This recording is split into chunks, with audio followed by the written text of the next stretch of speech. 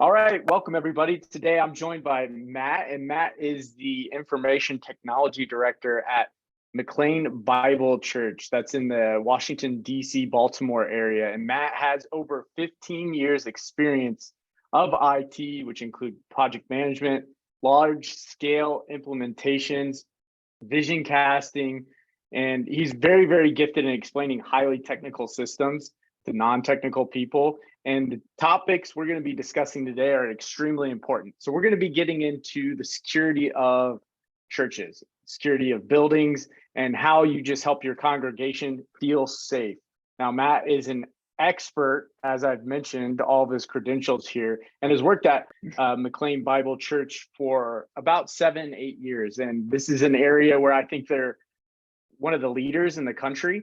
And we have Matt on today to just talk through that. And the first question, Matt, I think that I came to mind was biggest security challenges facing a church today. I know, like at schools, this is a constant conversation as a parent, is security challenges and how to keep your kids safe. And I'm sure that's always top of mind at the church too. So as you meet with staff, with your congregation, what are those challenges facing your church and churches today that are the biggest security wise? Well, yeah, as the IT director, I work really closely with our head of security. Sorry, I've got people coming into the room. All good. We have a lot of discussions around the physical security of the building, and a lot of times in an IT role, I tend to think about things from a security standpoint of loss prevention. Because we have a lot of gear all over the building, and it's been an interesting conversation with our head of security where he is looking more from a point of view of protecting from a mass shooting incident, and then there's also the idea of child protection. And so you've kind of got these three different kind of somewhat competing values, but that are also very integrated in how you're addressing each one. And there's a lot of overlay with that. And so a lot of that comes into our posture with security cameras, access control, and just different things like that.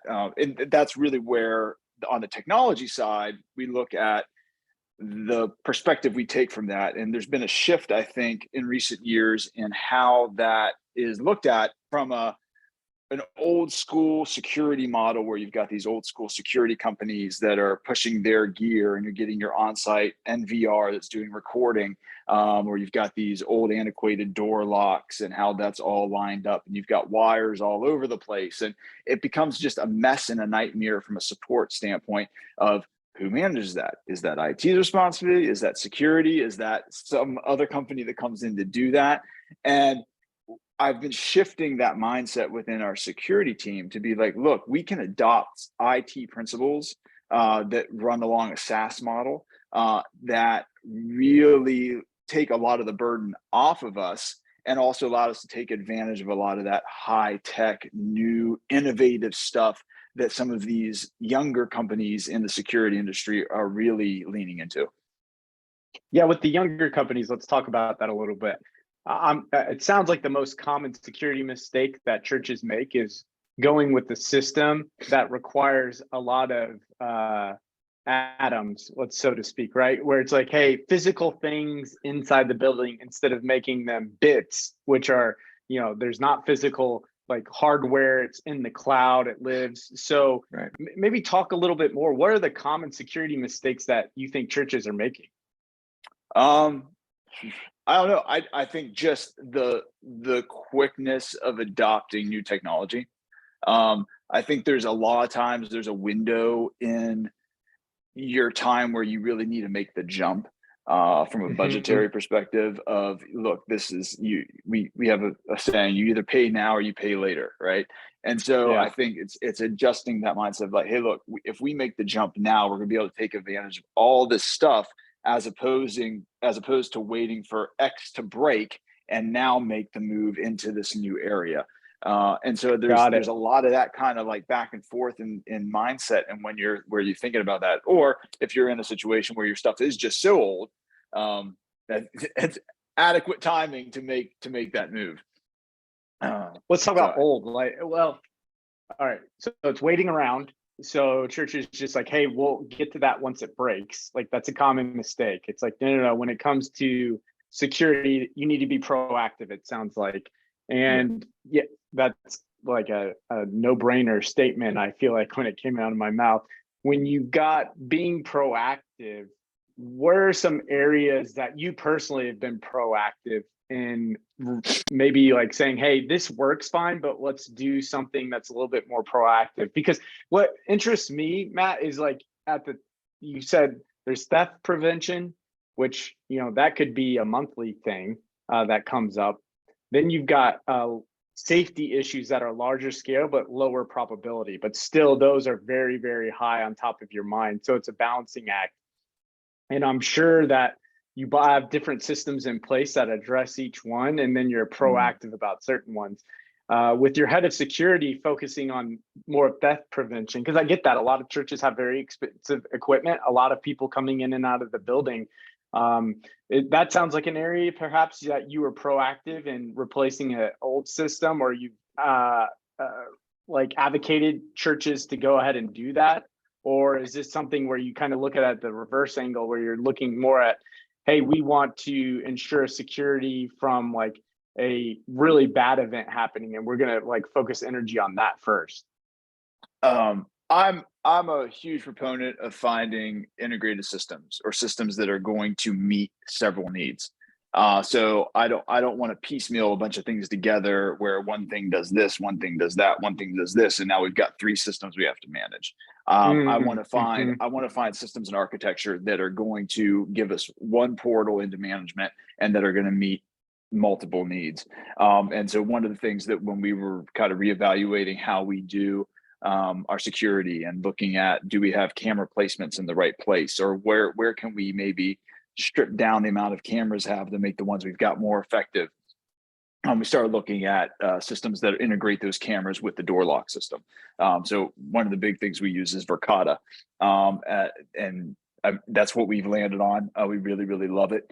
And now, how does that work with is it the systems with the locks? Is it sequenced where they're always on, or is it like motion detected? How do those work? So it's a standard way of the way door locks work for large buildings. You have access controllers, so kind of centralized hubs that are managing your different doors and your different locks. And so you can set times for when doors are available. You can set, card readers for who can access that door with their card and who can't. Yeah. What time is that card available? Those are pretty standard kind of utility in all security platforms. Is this Verkada you said was what you're using? We're using Verkada now, but I mean, that's standard kind of operating thing for most security platforms. But making sure that that's integrated. So you're managing, hey, I see the door was opened. Okay. But now I can see that this is the person that came in. Now I've got footage of that. That is actually the person that came in. It wasn't someone else using someone else's badge, those types of things. But also having those placements in place, those cameras in place to ward off and be able to see any potential mass casualty event happening prior to it transpiring. Because that's at the top level of our security stance is, we just don't want to have another situation where your church name shows up in the news because of some really bad thing. And I think everyone and I talked to a lot of churches that are interested and have a very small staff. So your advice of like, hey, don't get three solutions, get one, like integrated solution, because typically your IT staff is going to be a little bit smaller and they need to manage all that. So not is it only like you're getting all that information, but have a process to review it. Where do you get started, Matt? I mean, like if I'm just like maybe one or two people on the IT team and I know I need to upgrade my systems, like where do you get started? Should you go to a CITN like breakout session? Should you go to a certain vendor, watch like some educational things that are out there? Like where's the best way to get started on staying up to date with best practices? Well, I feel like that was a loaded question. I would always recommend getting connected in the church IT network. So if you're a church Yeah. IT professional and you're not connected to the network, definitely go out there. churchitnetwork.com. We've got a Discord server you can jump on and chat with a bunch of like-minded individuals, get a bunch of great ideas. We do regional events in the spring, and we try to get those going on a more regular basis throughout the year. And then we also have a national event. This year is in November down in South Florida. I mean, who doesn't want to go down to West Palm Beach and hang out with a bunch of IT nerds? So I would definitely advise looking into that. So once again, churchitnetwork.com, and you can get all that information. But that's a great starting place. Then I mean, reach out to vendors. I mean, there's nothing wrong with talking to people that they're experts in their products, and I think it's a good thing to kind of start to explore what feature sets and things are available to you, and start to make those connections. Because even if it doesn't pan out and that's not the company you want to work with, you at least have someone now in your Rolodex that you can go bounce an idea off of. And from everything I've ever dealt with when dealing with vendors, I feel like if you've got that camaraderie and that attitude in place towards that, like it's beneficial to both parties. But I would say Search IT Network, contacting vendors, and bringing all of your stakeholders to the table, right? Like I find technical solutions for a lot of things, and we look at it like, okay, now we've got all of these things in our tool belt. So we have all of our feelers and knowing what's available, and now it's a matter of trying to match that tool that we're aware of that we really think is cool into solving the problem that we have in ministry or in central operations or what have you. So it's bringing those stakeholders in those ministries and other departments together to say, hey, what are you trying to solve? Where are your pain points? And then basically going, okay, here's the tools I've got. Is this going to meet the need? And is this going to meet the need anywhere else? So like I said, trying to consolidate down so we're not having to have one solution for everywhere and having to manage like hundreds of different products. What are you hearing from different stakeholders? Like I'm assuming like there's the Kidsman team, then there's the security team, and I'm sure they're mentioning different things. Like the Kidsman team, they're a lot about check-in and keeping track of kids. That's big top of mind. What are some other things that you hear from your stakeholders? And is there overlap? Do you see a lot of overlap in different stakeholder conversations? I mean, there are when you're looking at generational ministry. So a lot of the same things that are important to children's ministry are important to your youth ministry, are important to your access ministry, which is our special needs ministry here. That's kind of our next gen department, so to speak. And so a lot of that stuff applies. Everyone's big into, attendance and wanting to know who's here, check in. For the younger kids and access, there's a security element to that of, we want to check in and make sure they get name tags and parent receipts. So we're matching those up when they're picking them up. And so we're using our church management system to manage all of that. So we kind of look at our CHMS as being the people platform, right? And then we've got a security apparatus that's on the security side. Those don't integrate because they really don't need to, but they're serving that security element of making sure we're protecting our congregation when they're in the building and even when they're not.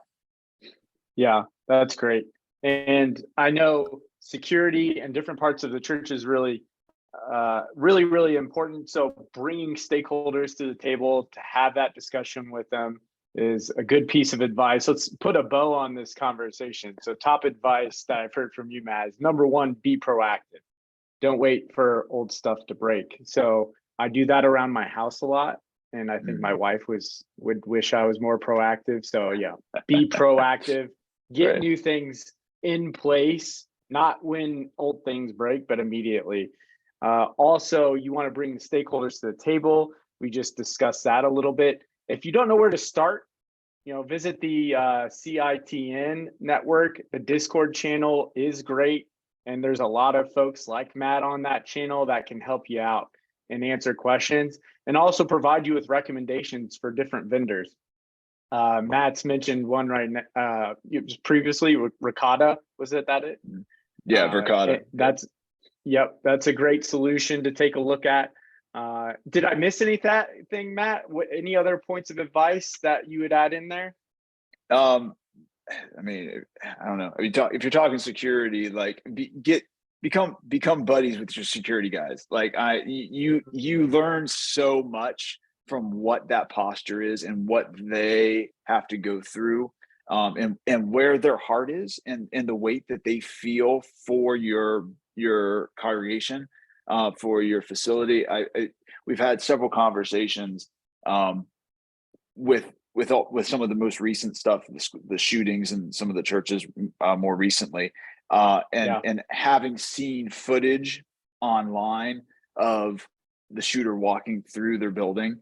I mean, I went up to our security head of security the next day, and I was like, I think I finally understand your point of view and perspective when we're talking about camera placement and what's going to be important and valuable to you and what you're seeing. And so it's great because then they get to understand where you're coming from too, and why the things that you continuously repeat in as an IT professional to them, they're starting to understand too. So for me, it's really all about building those relationships, and working together. There's nothing. I don't think there's anything better than working in a team and working with people that, where we're all working towards the glory of God, and being able to do that in this environment is just it's fantastic. Yeah, wow, that's the most important one. I'm going to bump that to the top of the list. So if you're an IT director, you should be having a one-on-one with your security director or head of security. You need to make time once a week, once a month, to sit down face to face, go over with them, build that relationship. Like you said, the safety of your congregation should always be the number one priority. And Matt, thank you for joining us today just to talk through that, man. The little tidbits are going to be so helpful for people. You can connect with Matt on LinkedIn, and I know he comes to a lot of the CIT and stuff. He's also on the Discord channel there, so you can connect with them. There's a lot of cool people on the Discord channel that are extremely knowledgeable on this subject. So hop on there, check it out. And thank you for your time today, Matt. Appreciate it, brother. Yeah, no problem. Anytime. All right, we'll see you.